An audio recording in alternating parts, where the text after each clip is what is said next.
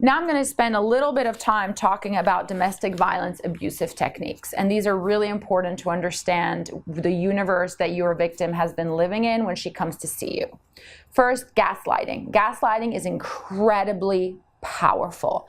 Gaslighting comes from a 1930s play in which a husband goes upstairs in the attic to look for missing treasure, and when he does that, the lights keep flickering. They're gas lights, they keep flickering, and his wife keeps saying the lights keep flickering, and he keeps telling her, no, that's not true, and she thinks she's going crazy because she sees the lights flicker and he keeps telling her it doesn't happen.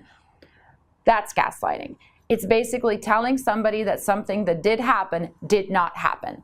And it also reframes reality for victims. When victims come to you, when these people are sitting in front of you as potential clients, they truly may have a different understanding of reality that's been forced on them by their abuser. And you cannot underestimate the strength of that technique. Gaslighting is incredibly effective, incredibly effective. There's also financial control. I've talked about it a little before. How they get gas money, how they get grocery money. Are they allowed to spend on their children? What do they have to do to get money to spend on their children? Do they have to trade sex or work or something else within the household in order to get money to take care of themselves and their family?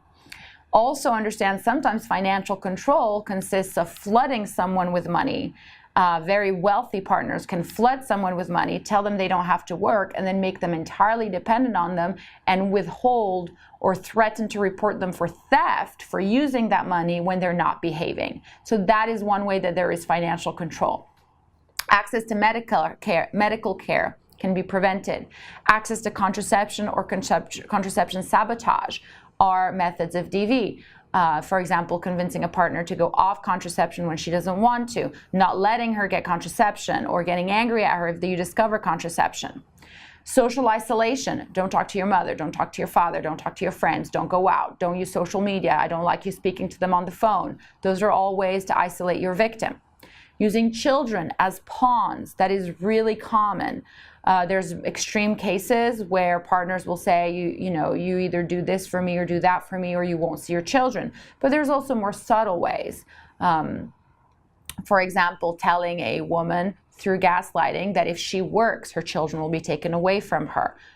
Or telling her that if she uses this or that money, that her children will be taken away. Telling women that chronic conditions that they may have, and those can be anything. Let's say somebody has epilepsy or allergies or is a diabetic person or any other universe of things that do not affect their ability to be mothers. Abusers will sometimes say, well, they'll never let you keep the children because you're ill. Those are ways that children are used as pawns. Physical isolation. You can't go out past this time. You can't go out with these people. You can only go out when you use my car, and I control when you get the car.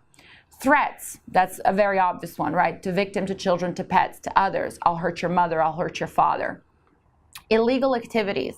One way to get your victim in with you is to engage in illegal activities. So the abuser, for example, will have the victim do drugs with them, or perform petty theft, or sometimes even engage in prostitution, and then tell them, well, now you're in it with me because if I go down, you go down for committing that illegal act.